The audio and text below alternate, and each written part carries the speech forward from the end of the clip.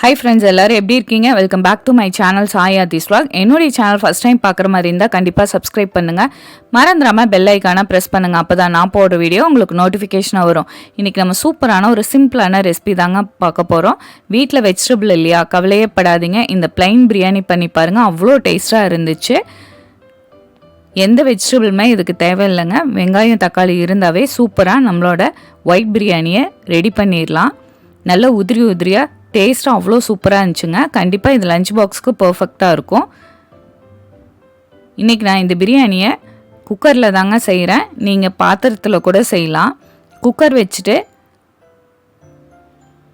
ஒரு ஸ்பூன் நான் ஆயில் ஊற்றிருக்கேங்க, ஒரு ஸ்பூன் நெய் ஊற்றிக்கலாம்.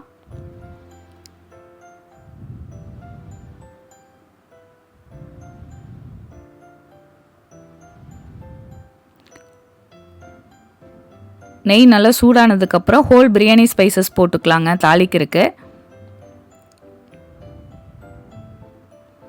கடகடன் செஞ்சிடலாங்க. இது அவ்வளோ ஈஸி தான். ஒன் பாட் ரெசிபி மாதிரி லஞ்ச் பாக்ஸ்க்கு பர்ஃபெக்டாக இருக்கும்.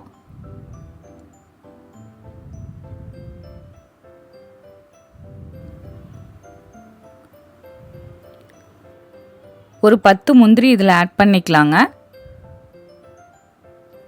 முந்திரி நல்லா செவந்ததுக்கப்புறம் நான் சின்ன வெங்காயம் பாதியும் பெரிய வெங்காயம் பாதியும் ஆட் பண்ணுறேங்க. நம்ம வெஜிடபிள் எதுவுமே ஆட் பண்ணாதனால நான் சின்ன வெங்காயம் டேஸ்ட்டுக்காக கொஞ்சம் ஆட் பண்ணுறேன். நீங்கள் பெரிய வெங்காயம் கூட ஆட் பண்ணிக்கலாம். நான் ஒரு டம்ளர் ரைஸ்க்கு பெரிய வெங்காயம் பெரிய சைஸ் 1 எடுத்துருக்கேங்க. சின்ன வெங்காயம் ஒரு 20 நீள நீளமாக கட் பண்ணி ஆட் பண்ணியிருக்கேன். நல்லா வெங்காயத்தை நல்லா வதங்க விட்டுருங்க.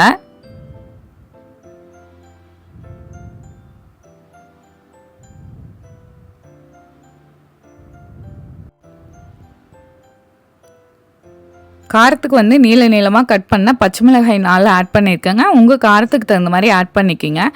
இந்த பிரியாணிக்கு நம்ம ஸ்பைசஸ் எதுவுமே ஆட் பண்ணுறது இல்லை. சில்லி பவுட்ரு இந்த மாதிரி பிரியாணி மசாலா எதுவுமே ஆட் பண்ணுறது இல்லைங்க. இஞ்சி பூண்டு பேஸ்ட்டு 1 ஸ்பூன் நல்லா ஆட் பண்ணிக்கிங்க. ஆட் பண்ணிவிட்டு பச்சை வாசனை போகிற அளவுக்கு நல்லா மிக்ஸ் பண்ணி விட்டுக்கலாம்.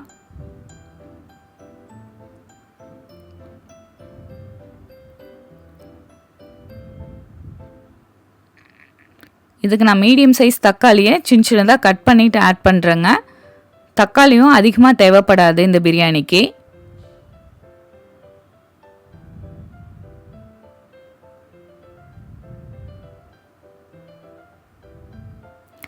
to 15 மினிட்ஸ்க்கு நமக்கு ரைஸ் ரெடி ஆயிருங்க. அவ்வளோ ஈஸியான ரெசிபி தான். காய் கட் பண்ணுற வேலையும் இல்லை.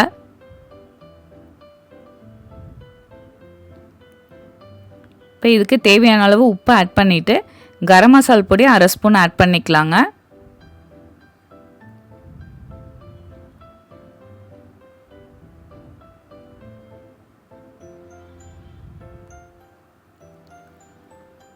நல்லா 2 நிமிஷம் நல்லா மிக்ஸ் பண்ணி விட்டுக்குங்க. நான் நார்மல் ரைஸ் தாங்க 1/2 அன் ஹவருக்கு முன்னாடியே ஊற வச்சு எடுத்திருக்கேன். நீங்கள் பாஸ்மதி ரைஸ் கூட இதுக்கு ஆட் பண்ணிக்கலாம்.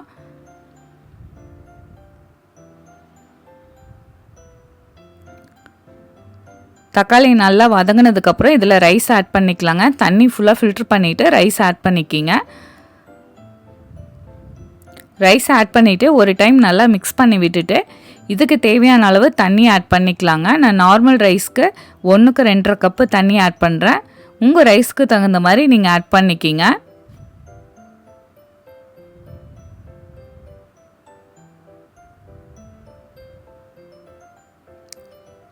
நல்லா ஃபைனாக சாப் பண்ண புதினாவும் கொத்தமல்லியும் இதுக்கு ஆட் பண்ணிக்கலாங்க.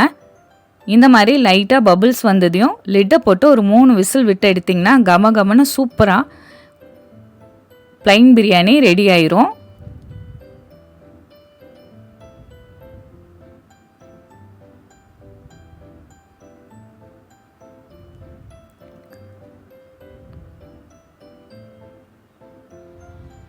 இப்போ 3 விசில் விட்டு எடுத்து கேஸ் அடங்கினதுக்கப்புறம் ஓப்பன் பண்ணி பார்க்கலாங்க. நல்லா உதிரி உதிரியாக சூப்பராக பிரியாணி ரெடி ஆயிடுச்சு.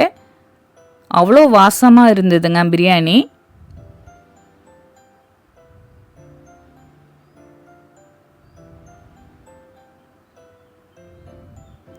இந்த சிம்பிள் அண்ட் சூப்பரான பிரியாணியை கண்டிப்பாக உங்கள் வீட்டில் ட்ரை பண்ணி பார்த்துட்டு கமெண்ட் பண்ணுங்கள். உங்கள் ஃப்ரெண்ட்ஸ்க்கு ஷேர் பண்ணுங்கள். இந்த பிரியாணிக்கு ஆனியன் ரைத்தாவோட சர்வ் பண்ணலாங்க. ப்ளைனாகவும் சாப்பிட்டாலும் சூப்பராக இருந்துச்சு. கண்டிப்பாக ட்ரை பண்ணி பார்த்துட்டு கமெண்ட் பண்ணுங்கள். என்னுடைய channel Sai Aadhi's vlog like பண்ணுங்கள், ஷேர் பண்ணுங்கள், சப்ஸ்கிரைப் பண்ணுங்கள். மறந்துடாமல் பெல் ஐக்கானை ப்ரெஸ் பண்ணுங்கள். அப்போ தான் நான் போட வீடியோ உங்களுக்கு நோட்டிஃபிகேஷனாக வரும். ஹெல்த்தியாக சமைக்கலாங்க. ரசித்து ருசித்து சாப்பிட்லாம். Thank you so much. Have A good day.